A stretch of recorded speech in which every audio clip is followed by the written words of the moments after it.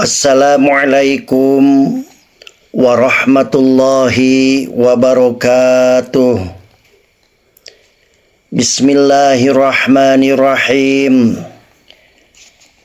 Alhamdulillahilladzi a'addal jannata liman ittaqah wa a'addan nara liman 'asah.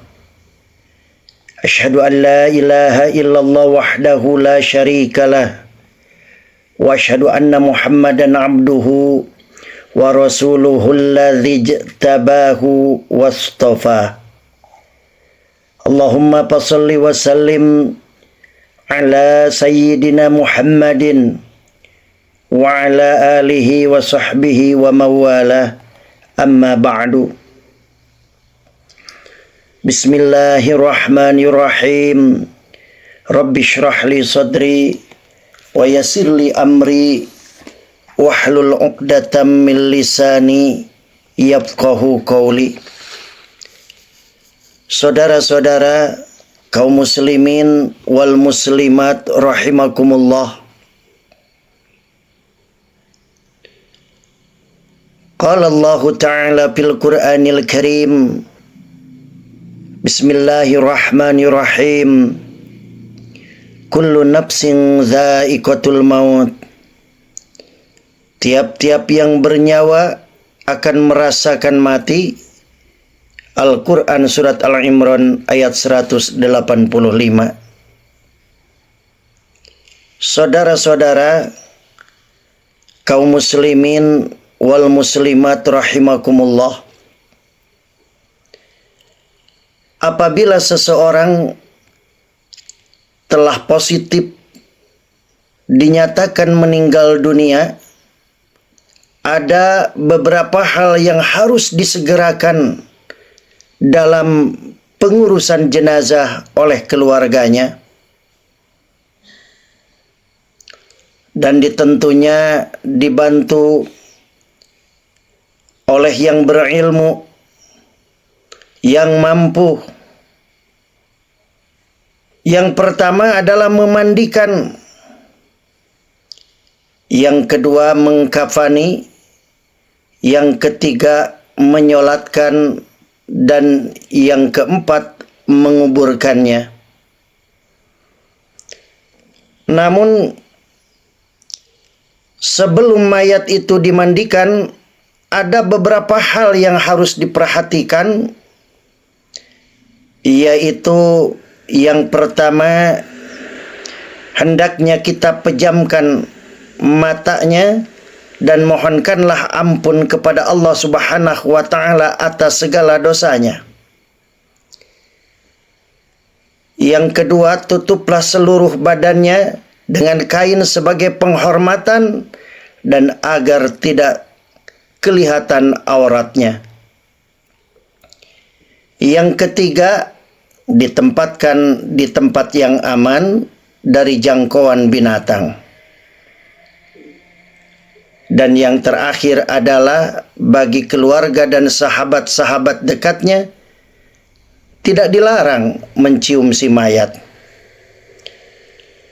Saudara-saudara kaum muslimin wal muslimat rahimakumullah. Itulah kewajiban umat Islam terhadap jenazah, terutama bagi keluarganya. Adapun perawatan jenazah, tadi disebut yang pertama memandikan jenazah.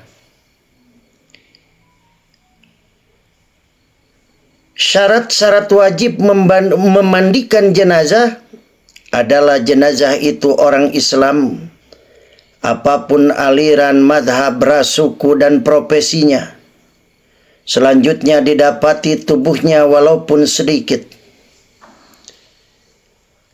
Dan yang berhak memandikan jenazah, yang pertama, apabila jenazah itu laki-laki, yang memandikannya hendaklah laki-laki pula. Perempuan tidak boleh memandikan jenazah laki-laki kecuali istri dan mahramnya. Selanjutnya, apabila jenazah itu perempuan, hendaklah dimandikan oleh perempuan pula. Laki-laki tidak boleh memandikan kecuali suami atau mahramnya.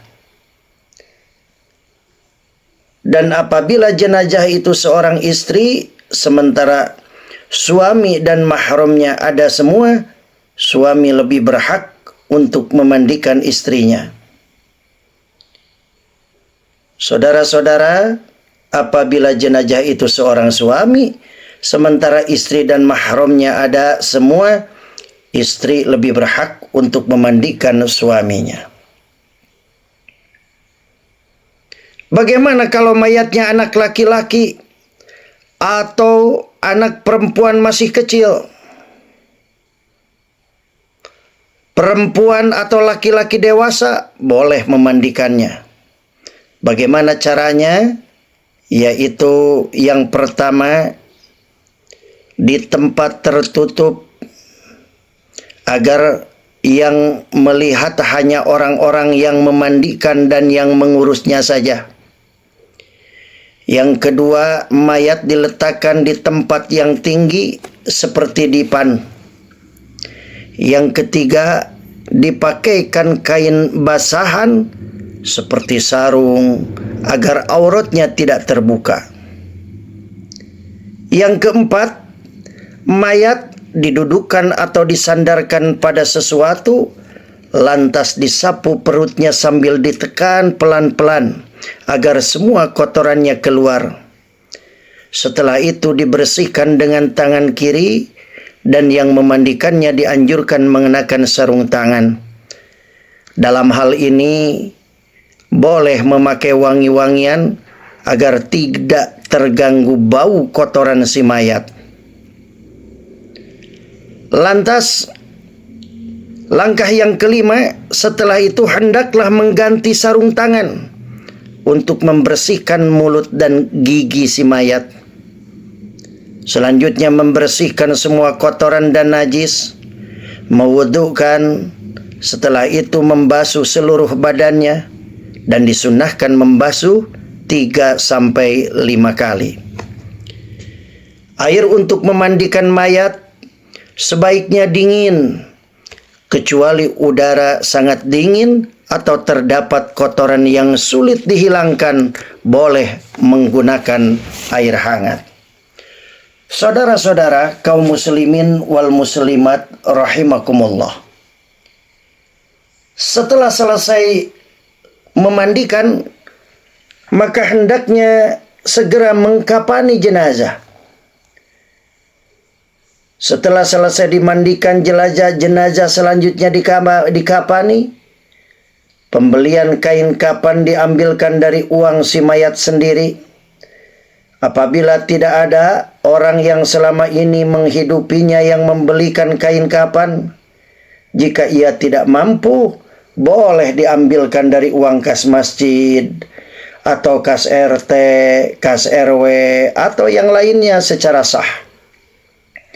Apabila tidak ada sama sekali, wajib atas orang muslim, kita yang mampu untuk membiayainya. Kain kafan paling tidak 1 lapis, sebaiknya 3 lapis bagi mayat laki-laki dan 5 lapis bagi mayat perempuan. Setiap 1 lapis diantaranya merupakan kain basahan. Abu Salamah radhiyallahu an menceritakan bahwa ia pernah bertanya kepada Aisyah radhiyallahu an, berapa lapiskah kain kafan Rasulullah sallallahu alaihi wasallam? 3 lapis kain putih, jawab Aisyah. Hadis riwayat Muslim. Lantas bagaimana cara membungkusnya? Cara membungkusnya adalah hamparkan kain kafan helai demi helai dengan menaburkan kapur barus pada tiap lapisnya. Kemudian si mayat diletakkan di atasnya.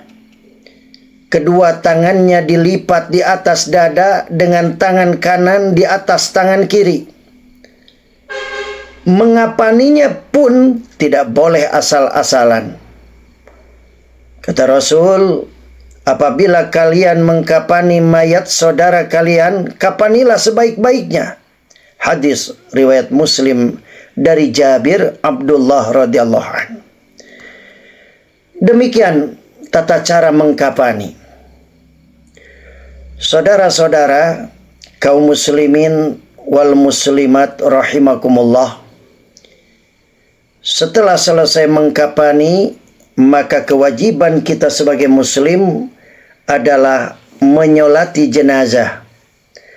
Orang yang meninggal dunia dalam keadaan Islam berhak untuk disolatkan. Sabda Rasulullah sallallahu alaihi wasallam, solatkanlah orang-orang yang telah mati. Hadis riwayat Ibnu Majah. Di hadis lain, solatkanlah olehmu orang-orang yang mengucapkan la ilaha illallah. Hadis riwayat Daruqutni. Dengan demikian jelaslah bahwa orang yang berhak disolati ialah orang yang meninggal dunia dalam keadaan beriman kepada Allah Subhanahu wa ta'ala. Bagaimana orang yang tidak beriman atau orang yang telah murtad dilarang untuk disolati? Ternyata adapun orang yang telah murtad dilarang untuk disolati. Untuk bisa disolati, keadaan si mayat haruslah pertama suci, baik badan, tempat maupun kapan. Yang kedua sudah dimandikan dan dikafani. Yang ketiga jenazah sudah berada di depan orang yang menyolatkan atau sebelah kiblah. Bagaimana tata cara pelaksanaan sholat jenazah atau sebagai berikut? Maka pertama, jenazah diletakkan di depan jamaah. Apabila mayat laki-laki, imam berdiri di dekat kepala jenazah. Apabila mayat perempuan, imam berdiri di dekat perut jenazah. Imam berdiri paling depan diikuti oleh makmum. Jika yang mensolati sedikit, usahakan dibuat 3 baris atau saf. Mula-mula semua jamaah berdiri dengan berniat melakukan sholat jenazah dengan 4 takbir. Niat itu ada yang dibaca dalam hati, ada yang dilafalkan. Apabila dilafalkan, maka bacaannya seperti usolli ala hadzal mayyiti 4 takbiratin fardhul kifayah ma'muman lillahi ta'ala. Itu contoh. Kalau kita bermakmum, aku berniat sholat atas jenazah ini 4 takbir fardhu kifayah sebagai makmum karena Allah Ta'ala. Kemudian takbiratul ihram yang pertama, dan setelah takbir pertama itu selanjutnya membaca surat Fatihah. Takbir yang kedua, dan setelah itu membaca salawat atas Nabi Muhammad sallallahu alaihi wasallam. Takbir yang ketiga kemudian membaca doa untuk jenazah. Allahumma gfir lahu, Allahumma gfir laha, warhamhu atau warhamha kalau perempuan, wa'afihi kalau laki-laki, wa'afiha kalau perempuan, wa'fu anha atau wa'fu anhu kalau laki-laki. Selanjutnya takbir yang keempat dilanjutkan dengan membaca doa sebagai berikut. Allahumma la tahrimna ajrahu, bagi laki-laki, ajraha bagi perempuan, wala tabtinna ba'dahu atau ba'daha, waghfir lana walahu atau walaha. Ya Allah, janganlah engkau menjadikan kami penghalang dari mendapatkan pahalanya, dan janganlah engkau beri kami fitnah sepeninggalnya, dan ampunilah kami dan dia. Selanjutnya saudara-saudara membaca salam sambil menoleh ke kanan dan ke kiri. Itulah tata cara menyolatkan sebagai kewajiban kita sebagai umat Islam yang hidup terhadap saudara-saudara kita yang sudah meninggal. Dan yang terakhir adalah menguburkan jenazah. Rasulullah sallallahu alaihi wasallam menganjurkan agar jenazah segera dikuburkan. Sesuai sabdanya, an Abi Hurairah radhiyallahu an, anin Nabi sallallahu alaihi wasallam qala asri'u bil janazah, rawahu al-Bukhari wa Muslim. Artinya dari Abu Hurairah radhiyallahu an, dari Nabi Muhammad sallallahu alaihi wasallam bersabda, segerakanlah menguburkan jenazah. Hadis riwayat Bukhari Muslim. Saudara-saudara, dan dalam menguburkan, ketika meletakkan mayat dalam kubur, apabila meletakkan mayat dalam kubur, Rasulullah membaca Bismillahi wa ala millati Rasulillah, dengan nama Allah dan nama agama Rasulullah. Dalam riwayat lain Rasulullah membaca Bismillahi wa ala millati Rasulillah wa ala sunnati Rasulillah, dengan nama Allah dan nama agama Rasulullah dan atas nama sunnah Rasulullah. Hadirin hadirat rahimakumullah, kaum muslimin wal muslimat yang dimuliakan Allah.